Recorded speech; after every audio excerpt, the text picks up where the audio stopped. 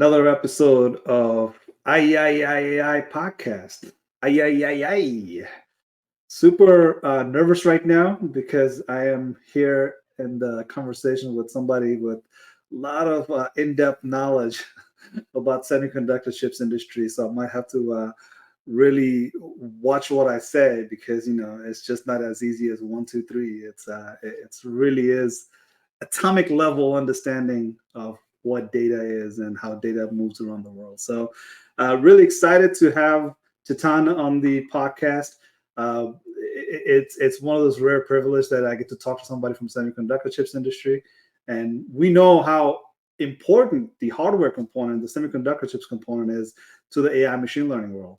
And to have a discussion about AI machine learning and not have the semiconductor chips involved, it sort of is to say, well, do you even want AI machine learning if you don't want to discuss semiconductor chips? Because without it, we wouldn't have the IT solutions that we have worldwide, and we would not have AI machine learning. So Correct. it's really is that only bridge between one world to another, right? Digital to physical.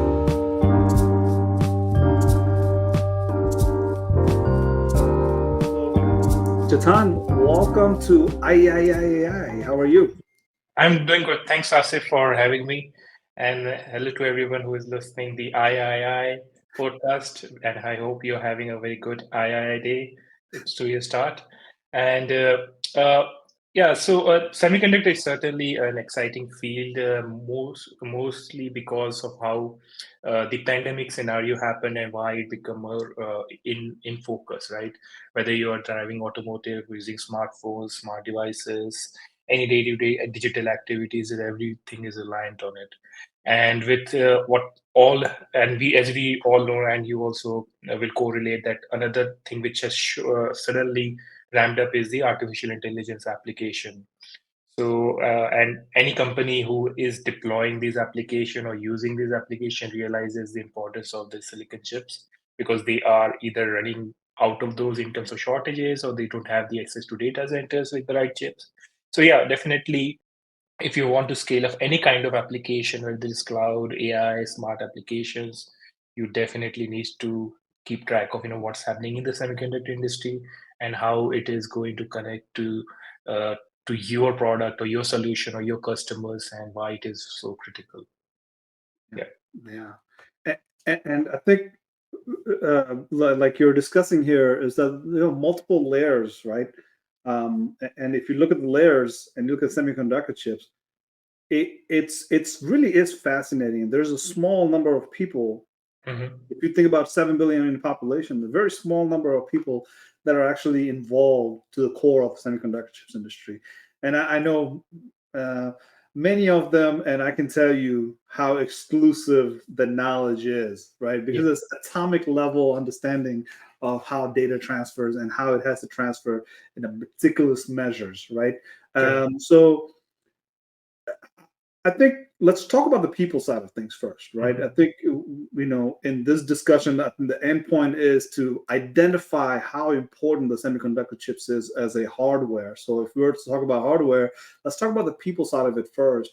Let's talk about the process side of it. How do we get to a really Hmm. good hardware, not just from previous decades, but the decades to come? Because what we had previously as hardware and what we will have in the future will be Yeah. somebody put out an article the other day, said by the time 2030 comes, 2020 will look like 1800s, as in Yeah. hundreds of years ago.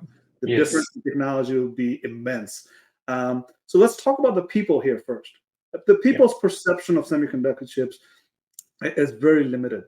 And I mean that by as in, if I see a chip, I'm not thinking about atoms. I'm not thinking about uh, atomic depositions. I'm not thinking about, it's smaller than your DNA helix. Like that's atom. That's how Yeah. small this is. So Correct. let's talk about people. What are some of the peoples that you have been exposed to, experienced with, that you work with, and you're looking to work with? Like, as in, what sort of Yeah. talents, what sort of people are you working with, and what are you looking to work with? Yeah, definitely a very right question to ask in terms of people workforce, because that's also a very focused topic lately with semiconductor. So there are two aspects to it. One is what semiconductor industry needs. So if you look at the top helicopter view of different roles and responsibility and knowledge needed, there's a wide array of different people from different background and skill set. Not just because it's a technology focused industry doesn't mean you only need to be very good at semiconductor or when you need to be good at transistors or designing or in a process node. But there are people who are from finance background, from supply chain background, those who are from procurement, those who are from purely management point of view, and also at the fab level there are people who are working on equipment, technicians, people who are managing environment activity, because when you enter a fab it's more about managing the clean room, so you have to adhere to different standards. So in that terms, if you look at from a very broader and a very depth purpose broader view and then go inside the industry, there are a lot of different types of skill sets available and needed also. And if you zoom it out and go to your college, university, and school level, the one of the gap which you see is that there's not a direct bridge about how do I connect my studies to my roles, because either people are only available or students are only aware about specific role. Let's say I want to work on chip designing, so I will do the silicon design or in the analog or domain, digital domain or the mixed signal domain. But they might not necessarily be aware that you can also be a guy who is good at data and you can do a yield engineering activity, right? Because yield is what make a product success in the market, because you always want to churn out defect-free products out. So this is the two things, like one from the job seekers or the students perspective, they do have the skills, but sometimes there is a lack of knowledge about what other roles are there apart from the traditional core technical roles. Let's say whether it is process integration role, yield engineering role, or failure analysis role, where you diagnose what's happening wrong with the chip if it is supposed to work but it is not working within the specification. Then there are product definers who are defining the product. Let's say a processor would be owned by somebody who will say, I know ins and out about this process, this solution. I know the market. I will help work with everybody in the technical side, let's say a verification guy or a circuit designer or layer designer. And then I will come up with the product. So there are a wide range of opportunities there. Is the one struggle which the industry is right now having is how to connect or how to bring more people to this wider domain, not just doing the traditional roles. There are people, there are students, who there are industry companies and academy all aware about the traditional roles which are design specific or process specific. But there is also a dire need of people who should join other type of role. Let's say even in the domain I work on, is called product engineering, and it's all about I want to ship my product to production by putting it through a R&D phase, right, where we validate all the functionality. But if you take my example, I had zero knowledge about what product engineering was. And that too, after being spending 4 years of bachelor's, working, and then coming and doing master's, and still not having a knowledge about what product engineering is in semiconductor. So that shows, the real gap, because within that domain, then you explore more opportunity. So uh, one third dimension which I would add and summarize this question is like there is talent, and then there is a need for talent, but there is also a slight gap which is there in terms of what knowledge, skills, and abilities are there and how to connect it.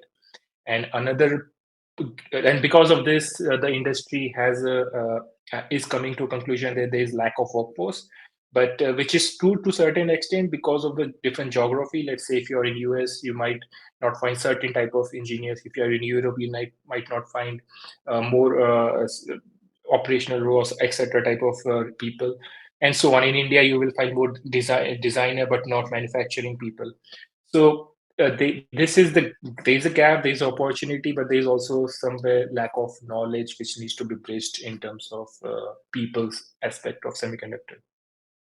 Yeah, there's just so much to unpack, right? For Yeah. somebody who's listening, it is just that simple. It's just that there's lots of knowledge there, and there's lots of knowledge gaps. And how do we combine this knowledge, and how do we make it fine tuned for semiconductor chips industry? Because like I think one of the things that like a lot of people think about with semiconductor chips industry is that very micro side chips thing that you have it in your hand, and how bad can it be? Well, if you look at the fabs, Yeah. like well, we're talking about people.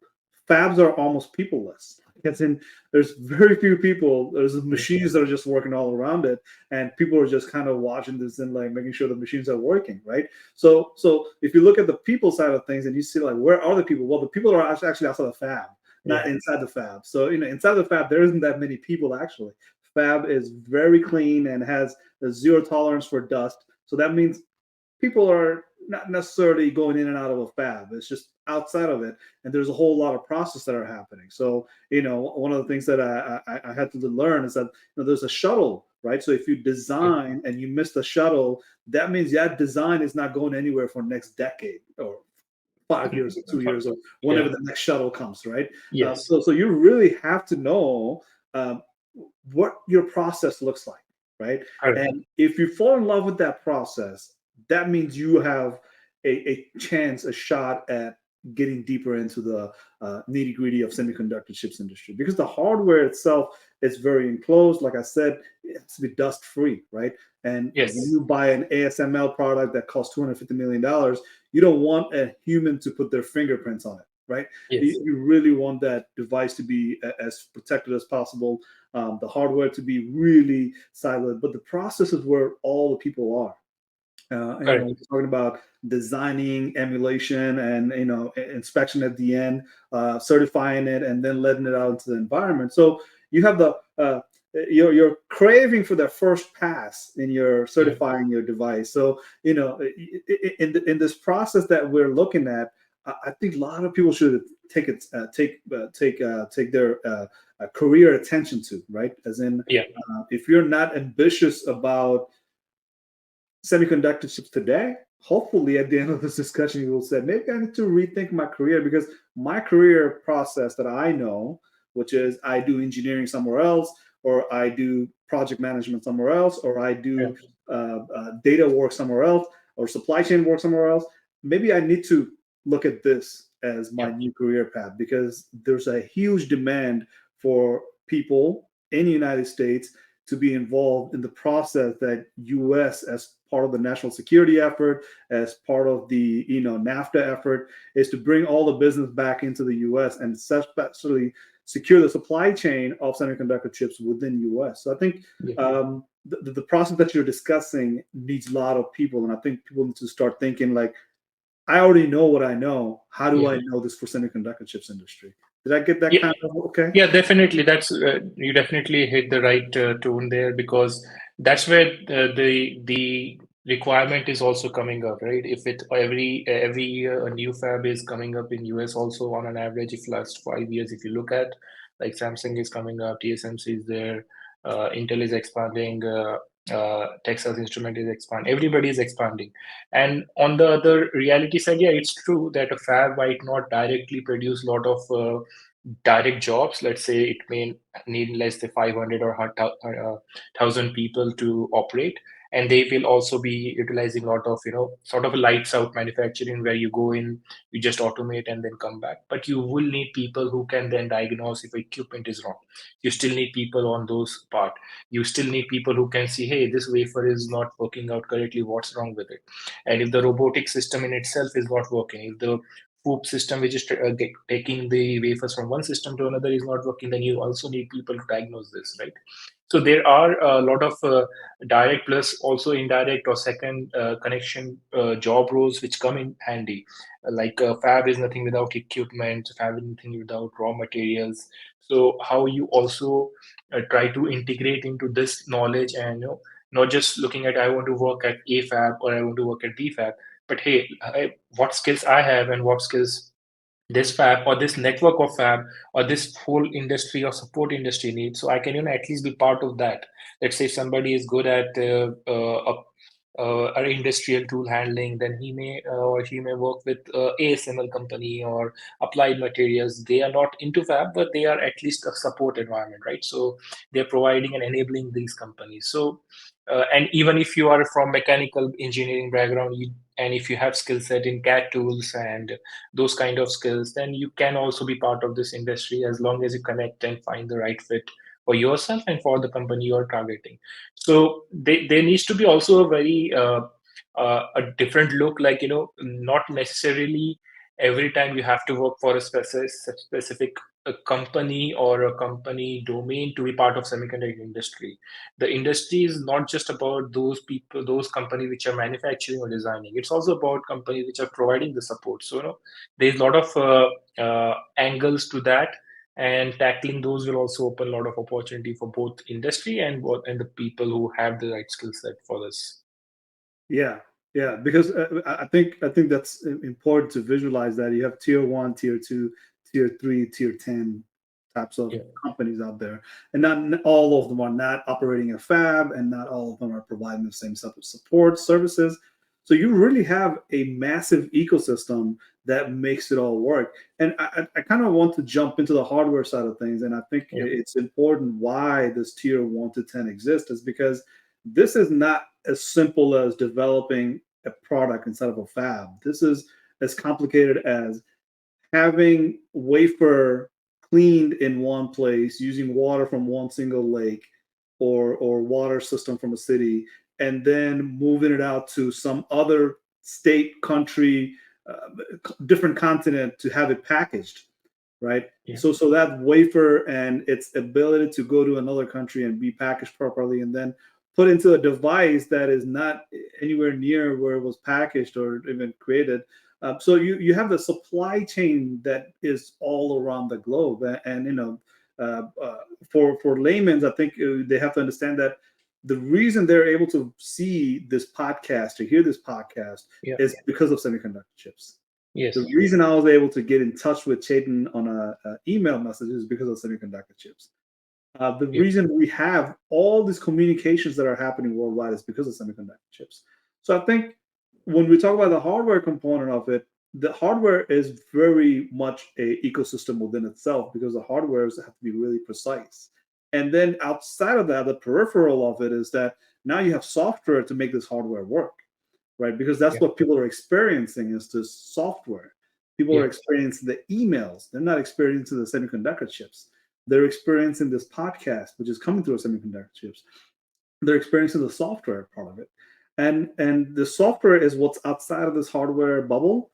And yeah, when I think about software, I find the software to be one of those creativity that is like once you're born, now you're helping your parents kind of a deal, right? yeah, Now the software is going to improve this hardware, and the yeah, software industry is going to have to really like jump into the process of how do we develop this hardware so that way we can develop the future of hardware.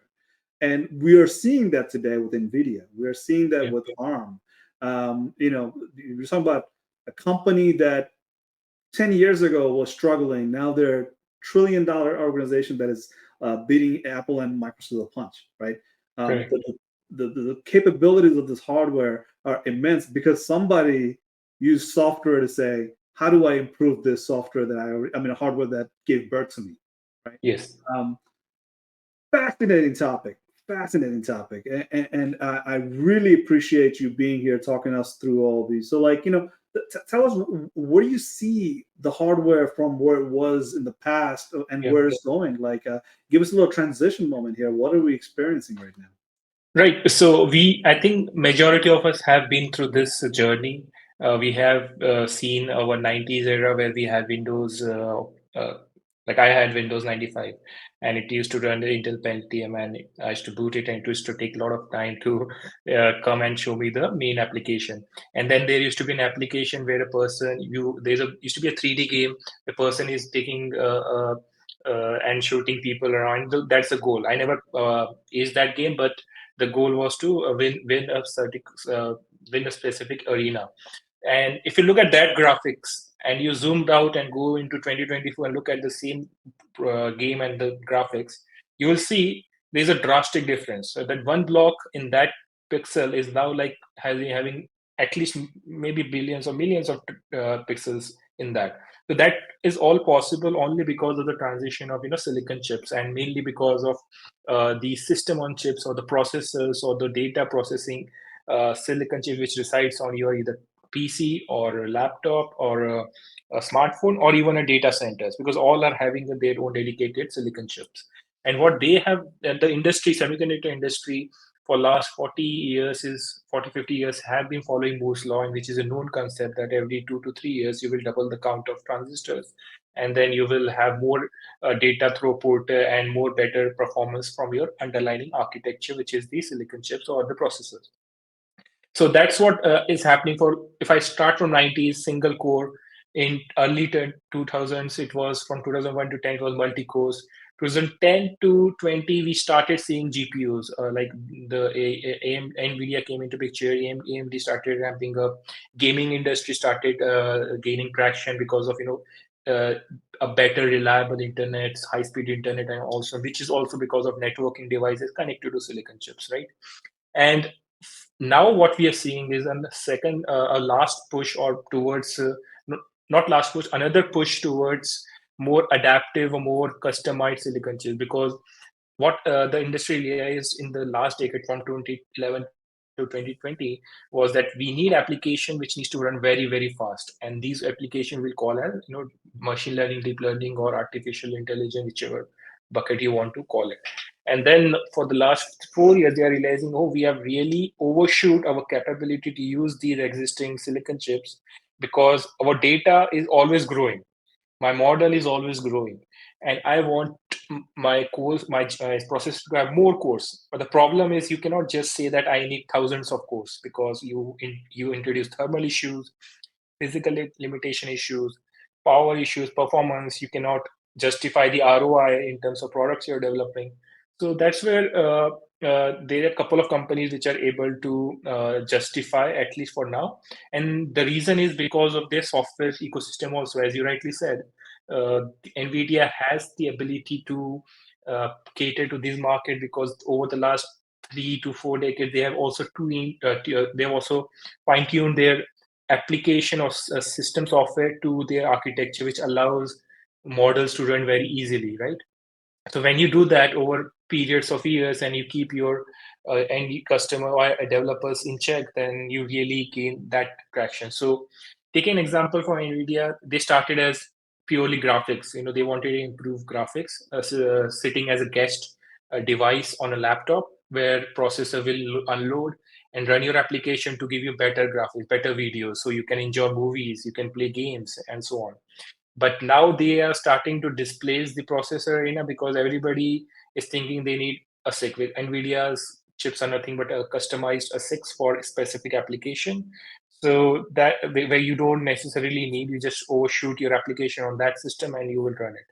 So that's where we are right now. This era I would also call as custom silicon chip era, where a lot of companies are focused on beating that market also, where they say, no, my new architecture, new software system is much better than this. And there's one company, I don't know if I should call startup, but Grok, GROQ, which that company has already showed that they can run LLM way faster, and the response time is way less compared to other architecture. But they're still yet to grow, because you have to import your application to those data centers. There's a cost involved. So all this race is happening, and over the next 5-10 years, this will still continue until there is a debate settle. And I don't want to focus on architecture now. My focus is application. I've streamlined my underlining. My maximum requirement is set, and then maybe that will streamline and stream down. But right now, the focus is always only to give better what we call it XPUs, whether it is GPUs, NPUs, or tensor processing unit from Google, any kind of custom chip which can accelerate your new artificial application, whether it is Gen AI or predictive AI or any kind of virtual reality stuff. So that's what's happening right now, and all is because of last 4 to 5 decades of progress in silicon chip, and how more devices, or transistors, which we call in a very basic language, have been able to be utilized in a different manner in different process over the last few decades. That is where we are right now. You know, we try to do this podcast in a short burst. I think we need to go to like a Joe Rogan route and do this for 3 or 4 hours and unpack each of these topics. But if I could pick one topic here that I think hits everything into a funnel, is the data centers.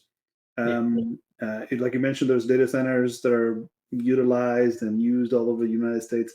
The stats right now is that every 3 days there's a one new data centers that is opening somewhere worldwide.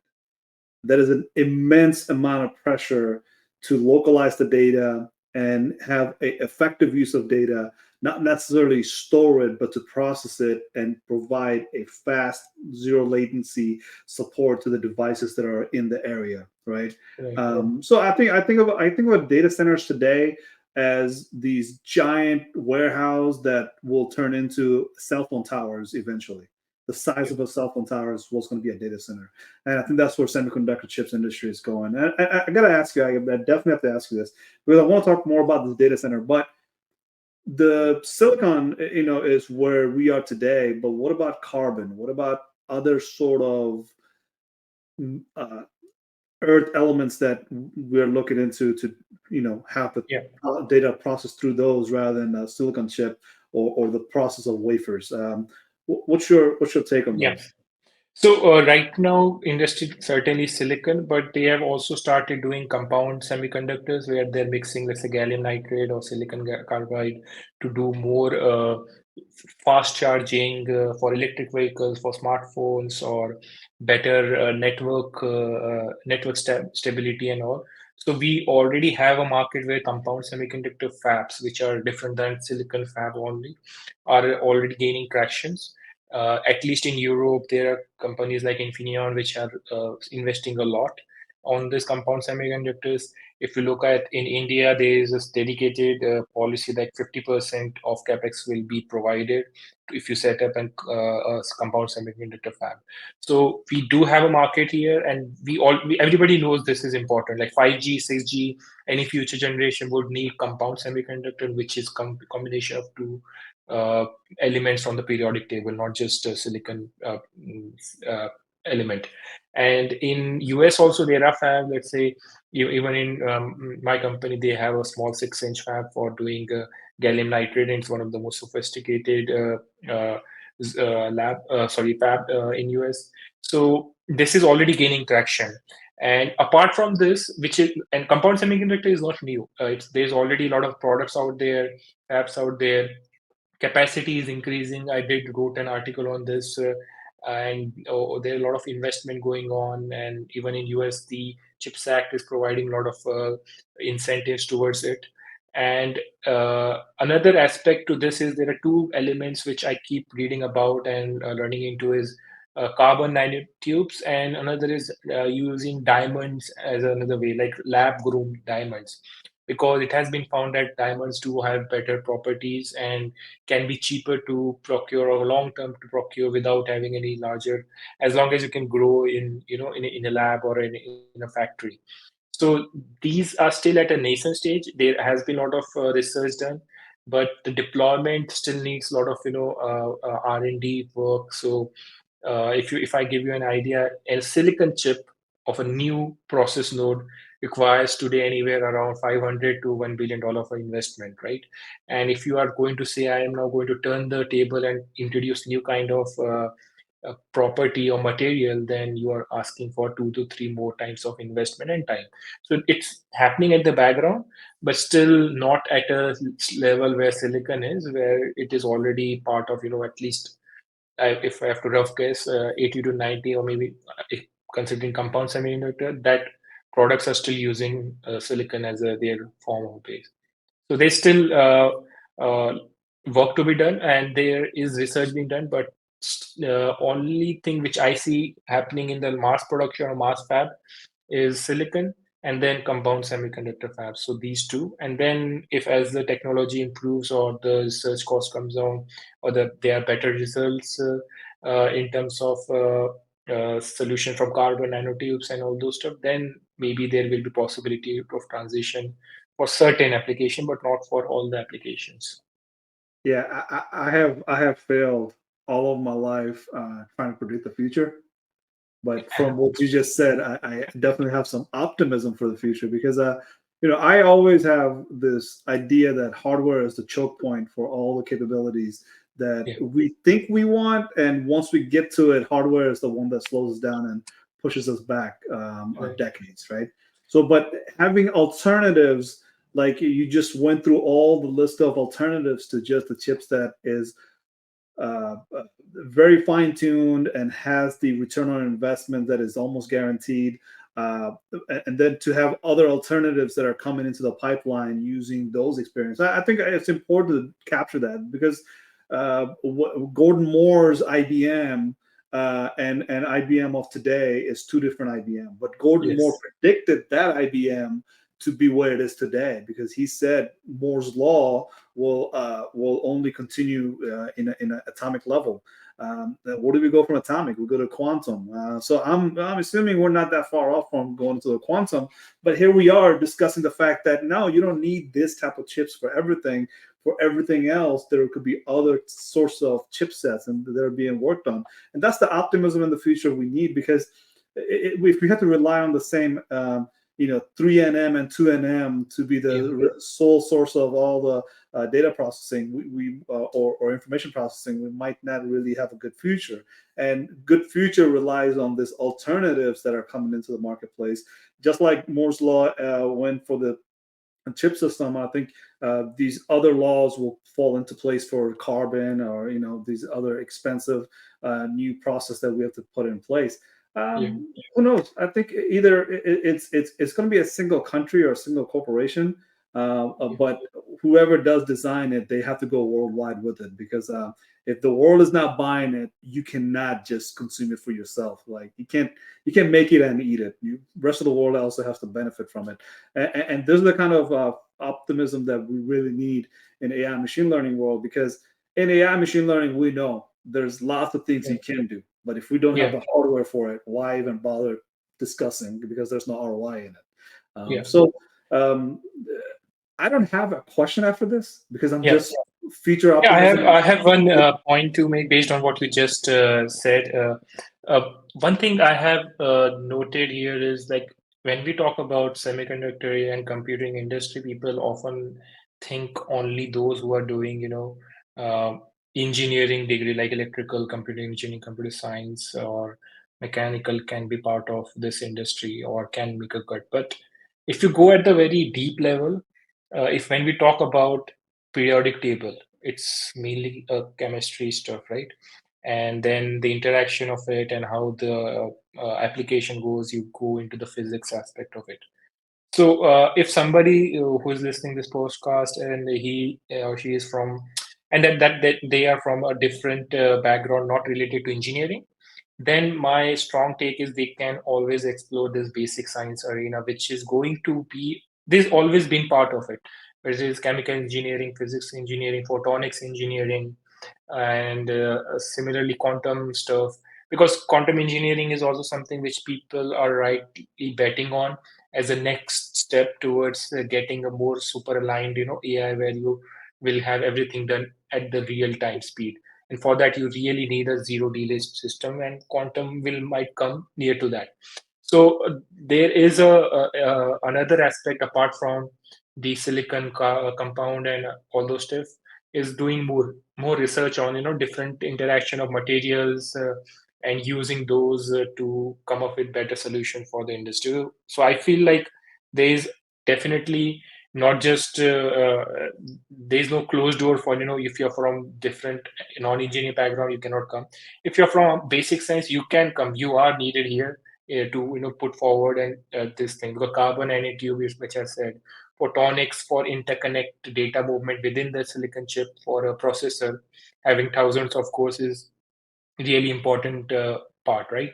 So, and also thermal engineering and how you can apply your physics to better cool the device and make it more performance, last its performance, right? So that is where there are different background which can come. So it's not just like if you're talking about engineering that those only professional can be part of or can be make a dent in the industry. Yeah, I want to point out when you're discussing diverse amount of experience needs to be involved in it. One of the semiconductor chips, one of the top semiconductor chips, the industry pioneer, I would say, was a gentleman that was a Idaho farmer. Potato farmer that became the CEO of a semiconductor chips industry and pushed it to a max, right?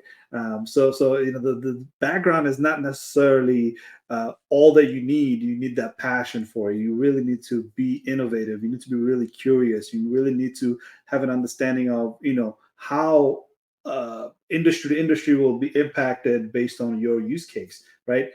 So I always think of that gentleman when I'm thinking about like how diverse the whole supply chain planning is between in ecosystem of the semiconductor chips industry, and that same goes with AI machine learning, because AI machine learning world at this point is not lacking for AI solutions; it's lacking for AI subject matter experts. And what I mean by AI subject matter expert is that somebody who knows everything about what they know on a domain topic or industry topic, and then they know a little bit about AI.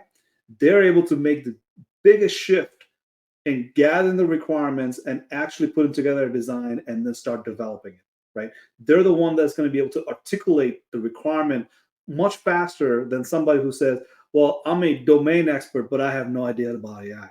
Well, if you're a domain expert that knows a little bit about AI, you are now an AI subject matter expert in that domain, right? And I think Sam Altman, many other CEOs are discussing the same topic over and over. They're just saying like, we cannot upskill fast enough. We cannot have domain experts look into AI, understand AI from a way that is realistic, has some physics behind it. If I was to articulate it in the world of semiconductor chips, if you do understand what a PPA is, right? Power, process, and area, right? If you have PPA, if you understand what PPA is, then you can start circulating around and say like, okay, how do I develop the semiconductor chips? It's the same thing with AI. If you understand the PPA of AI, you'll be able to say, whatever my domain expertise is, AI can help me with that, right? I think we really have to approach it with a lot of curiosity and a lot of understanding the process, the different component of industry and people that you have to interact with. I definitely, as you can tell, have lots of passion for semiconductor industry, just like I do for AI machine learning, because I work in data. I don't really necessarily dive into the transistors on a daily basis. But to me, I'm very optimistic. Again, I'm very optimistic because of the talent that you're discussing right now. Like, hey, you're not in US. It's worldwide, right? In US, you have 62,000 shortages of engineers or specific type of workers that we need in US to fill the roles in United States. And I would like somebody who says that, well, there's 62,000. I'm not going to be part of it. I think you should consider being part of that, right? As in, when there's a shortages, I want you to think about it in a different perspective. The shortages are going to widen over time, no matter how many times we fill those 62,000, because the majority of the workers in the semiconductor chips industry are in retirement age at this point. They're the subject matter expert. They will leave with all the knowledge. They will leave a giant knowledge gap behind, right? And having that knowledge gap does not mean 62,000 engineers just comes in and says, I'm going to fill that. Well, it's not even about that. It's because the amount of engineers that they have in semiconductor chips industry, they know their own topic. They don't know everything about semiconductor chips. So I think we talked about earlier about PCIe. We talked about USB 1.0, USB 2.0. You need to have a certain engineering understanding of each of these part of the semiconductor chips industry, not necessarily industry, just everything, right? You really have to know what you know and then go work in that industry, be upskilled in time, in real time, and stay upskilled for those topics that are evolving based on what other terms can I use here?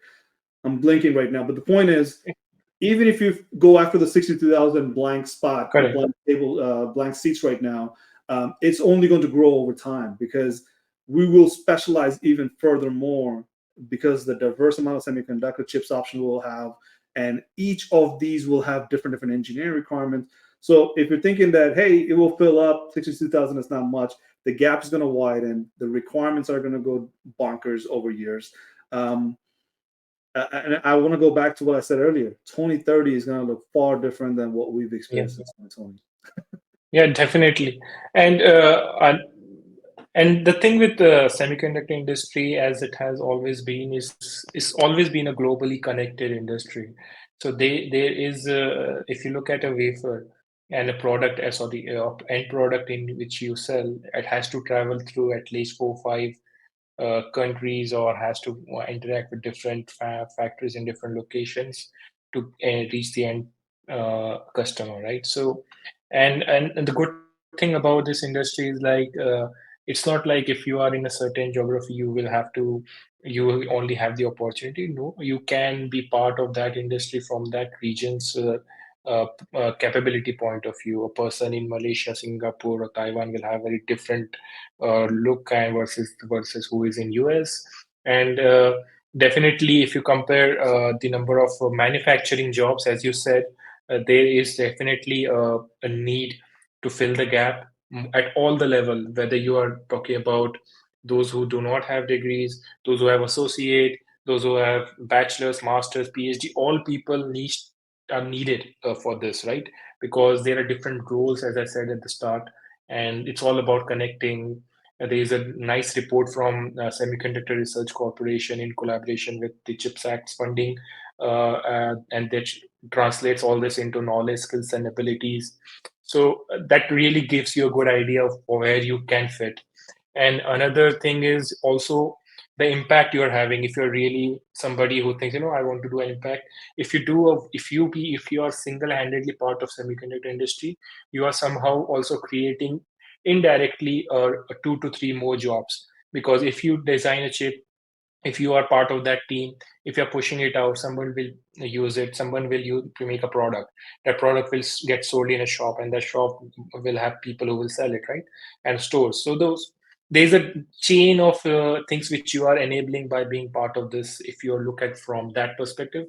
But definitely, there are two aspects. One is all the countries are now ramping up their efforts because they realize that if you are heading into this, what you said rightly as 2030 era, you need to be more independent on the need of developing. Like you at least want to do 80 to 85% of every single chip development activity, right? Whether it is designing, fabrication, assembly, testing, they will always be part that will be depending on other countries. Let's say some countries are very good in having immense amount of raw materials, so you cannot just change and the geography of the world, right?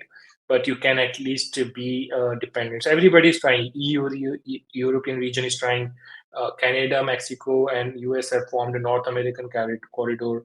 Asia actually has very strong hold in this manufacturing because over 75 to 80% of the manufacturing still is dominated by that region, and mainly from Singapore, Taiwan, and China, and lately Malaysia is also having a lot of manufacturing, and then Vietnam already had a lot of Intel sites. Then Japan has always been very good at equipment, Tel company. India is right now ramping up their effort, realizing they have a huge dependency on these chips in terms of digitization, catering to digital activities, doing online transaction. So every country is going to ramp up. So there's going to be immense opportunities coming up and already coming up. If you take an example of where I am right now in Phoenix area, TSMC have started with one fab, then they are expanding to 2, 3 more fabs. So, and every new graduate I see on LinkedIn is saying, I'm joining TSMC Arizona as a process engineer, yield engineer. So, these are the new jobs which will indirectly create a new ecosystem. And the good thing about different clusters within US, let's say in California, Oregon, or in New York side, or in Texas, or in Arizona, there is already a lot of manufacturing in this domain, and now it's just expanding because of the created support environment. There's local people who are helping in terms of, let's say, raw materials or wafers or equipments, or their offices of the international teams or international equipment providers, right? So this is definitely going to be a very exciting field for years to come. and it's all about focusing and finding that right path. So definitely anywhere in the world, anywhere who is in that any country will is get an opportunity to be part of this global industry, and that's where we would be heading. But there will be also dedicated country level corridors where you say we can do everything in house, and that's also the reason you see a lot of new fabs coming up. Yeah, yeah. And yeah, you've hit a point here because how do I explain this? It's like we're talking about hardware here, so let's Yeah, continue on that theme, yeah, hardware, right? 2 days ago, Microsoft released their uh, yeah, Copilot plus PC, yeah, yeah. right? 40 trillion. What's the number here? 40 trillion. There's some trillion parts, and they have memory Yeah, snapshots taken. I mean, 40 trillion bits of data is, I think, is being processed in through that NPU that they created for this AI laptop, right? Yes, This is a laptop that has built-in AI, OS that is literally an AI, OS that is literally is able to say, well, I think this is just a one of its kind, or the first of its kind. There's going to be many of these. Like literally, I think the browser is no longer going to be a browser. It's just you're going to have an AI that is operating the OS. So AI OS, right? You don't have to. I'm trying to formulate my excitement here. I yeah, think what's going to happen is that we're not going to have keyboards anymore, like yeah, Jarvis, right? We're yeah, going to have a AR VR like keyboards that a monitor that is really is displayed not inside of a box like one I have behind me, but in front of somebody's eyes, somewhere in a wall or somewhere hovering, right? So amount of semiconductor chips we'll need for that. I think people have to reverse it a little bit. We will yeah, actually need less semiconductor chips because if those kind of NPUs that we have right now, the neural processing unit, if we have those NPUs in wide usage going forward, you will mhm, not need 85 semiconductor chips within the boundary of where I'm just looking at right now. I can start correct. counting here. There's way too many semiconductor chips here. But from single few of these semiconductor chips, you will be able to project a visualization, take voice command instead of keyboard, and process previous historical data, personalize the use case for you as an individual. And I think the other type of things that you cannot do with that is the video camera that's right in front of me and the voice camera that requires semiconductor chips behind it. So in order to capture what I'm saying, in order to capture what I look like, right? So I think if you think about a world where hardware is almost diminished, like as in it's gone, and you have few pieces of hardware left, and those are the basic ones that will remain, right? Yeah, And everything else will turn into that Iron Man Jarvis like. You're able to talk to it, and mhm, it'll be able to personalize. It'll be able to connect to all the IoT devices around your house. Um, and the most fascinating part of this whole hardware piece talk is that it's in the edge. It's local. It doesn't have to leave the house through an internet. It doesn't need a Wi-Fi to work. It should be yeah, able to do all of these internally based on a large language model that is installed inside of NPU and doesn't necessarily have to interact with the data center. But when correct. it does, we go from edge AI to Yeah, distributed AI, so on yeah, and so forth. But the distributed AI is a later down topic. That's what I mean by cell phone towers like a data center. yeah. Um, Yes. So I think we are on the right track, right? Yes. Yeah. So definitely there is a concept of doing everything at data center. There is a concept of doing it edge. And the example you gave is where Microsoft and their partners are trying to do everything on the edge. Yes. And and then it also leads to two cases, like there will be a consolidation of different devices, and you might not need, let's say, smartphone watches, or maybe you don't need your screens, so everything will become sort of virtual, but that stage is still few years ahead, few at least a decade or two beyond.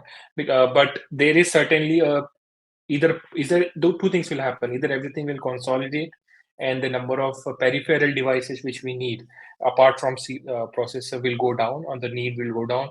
Maybe we won't need any connectivity devices. Maybe we won't just need specific power management, Wi-Fi chips, processor, and few things to display, right? So that's it. And that is definitely a possible scenario. But often there is always a transition also.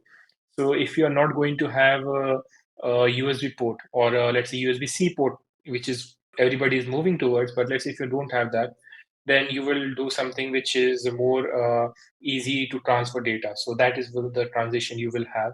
And then another aspect would be, let's say, if you don't have keyboards or you just have screen and you can do everything using even your watch projecting something or something like that as a keyboard and then writing, then you would need some new type of sensors in your smartphone or smart devices. So that uh, one use case turns into another use case and you transition to the different chip solution. So that becomes an opportunity also for both the designers and the manufacturing and the supply chain part. But and another edge stuff which was a talkative point at least a decades ago was in one of the discussion points here you mentioned the cell towers, right? So everybody was betting that cell towers will become mini data centers, and I don't think that has happened yet, where we still rely on cell towers as a data points where the data goes and then it transition to data center comes back. But the goal will also be to utilize those thousands and millions and trillions or whatever the number is globally, those towers, and use those as another edge devices. So there is definitely two parallel tracks happening. One set of companies and are thinking like, okay, centralized processing at a data center is the need because that's where my models would be. And another is, oh yeah, we will go there, but we also would be able to deploy models at a device level, so we also need to cater to those audience, and both are not wrong at this point. And eventually, you also have to keep updating your models. At least the model has to learn on its own. So it will eventually rely on processing power that is beyond the capability of that device, probably. So maybe as a patch or maybe as an offload activities, or as long as the processor is able to do more activity. And another thing to look at is yes, there is a AI PC announcement happening, and a lot of vendors, whether you call them as OEMs or processor vendors, are transitioning towards that. But also see that they will also be pushing the boundary. They won't be getting stuck at that location. They will be looking, hey, we are here. In 2 years, I want to launch another product and excite the market again. So, what will be the transition toward those? What new stuff I'm going to give them?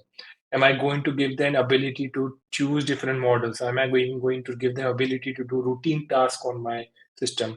Am I going to give them ability to predict what I want to do or get it done while my laptop is in sleep mode and I'm sleeping or enjoying somewhere, right? So those kind of scenarios will come into picture, and they might require new silicon chips or new solutions or a new generation of what we have in hand right now. Yeah. So definitely there will be consolidation, and plus hopefully a transition that new chips are needed. So the supply chain which we are building today in US and other regions, hopefully that state does not become uh, obsolete in a sense which not needed, but they would be needed. And it's all about waiting and watching where the computing world is moving. And one thing which I have observed, the last point I want to summarize here is whenever we transition from one solution to another, like say for example you want to transition from USB AB to USB C, it really takes a lot of time. There are already devices out in the market with those solutions, right? And if you are in a critical domain, let's say automotive or industrial, then you also have to you have like a contractual obligation to support those, because a car will run in the market for 10, 20, 30 years. And you just cannot say, I have stopped making those chips, so I cannot support it. You still have to support it from a legal or from a binding point of view.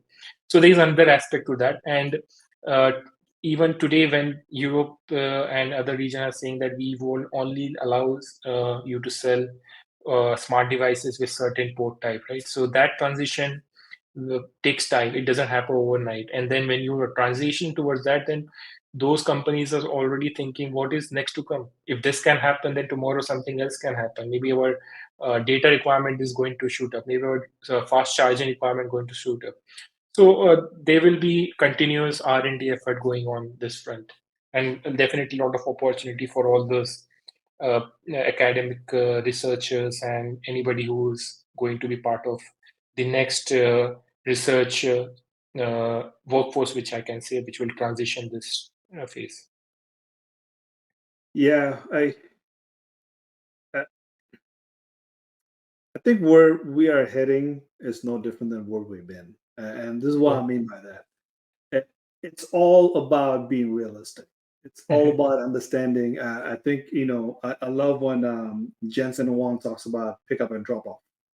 Mhm. If you cannot see the pick up and drop off in between every process that you're working on, figure out another pick up and drop off, or go deeper into that pick up and drop off. Right? Pick up means pick up the information here and drop it off here. By the time you dropped it off, it's a different status, right? Different condition. Yeah.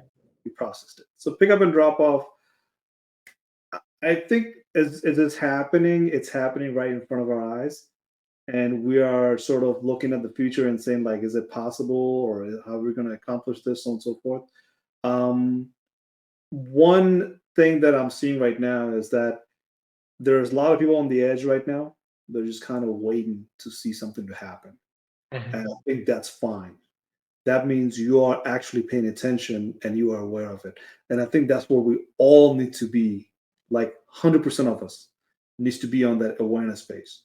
Mhm. If you're aware and you're picking these knowledge up over time, when you strike gold. I mean, you strike very well informed. And that's what I mean by gold. You are very well informed. I think that's going to create a huge difference. And for AI machine learning world, the discussions right now for me is that the difference between past and this new opportunities is that information is widely available. It's everywhere. It's literally as easy as you taking the time and studying it, becoming aware of what data is, how data transfer into machine learning, and how machine learning turns into AI. It's just a matter of looking for it. It's free, widely available everywhere. And I think that's what's happening with semiconductor chips industry as well, because of NIST, because of National Science Institution, Science Agency. They're all looking to push education out before they can push out anything else. Like, okay, you want to do research and development? Well, first thing you need is knowledge. So how do I provide that for free? How do I make it available for you? And I think that's the beauty of all of these problems that we're trying to fix right now, or new possibilities that we're trying to develop. So the knowledge is widely available. I think it will become more widely available. If nothing that comes out of the hardware, at least we'll be more knowledgeable about the hardwares that we want to develop. So I think that's all we have time for, right? Yep. But this discussion has been like uplifting. Yes, and this Uplifting. is a topic which is always going to be never ending. There's so Never. much to talk about. It's a very old industry, matured, and also Yeah, pro exactly. going through another transition. The first I always forget the word for the bulb that they used to have back in '50s with the transistor, the vacuum tube, Yeah, um, yeah, and to where we are today. I think we just have to change, and we're going to keep changing. Change is the only variable that will never go away. yeah. And Um, change is the only constant here. Change is the only constant, and I really am so thankful to you for sharing Yep, your knowledge on LinkedIn.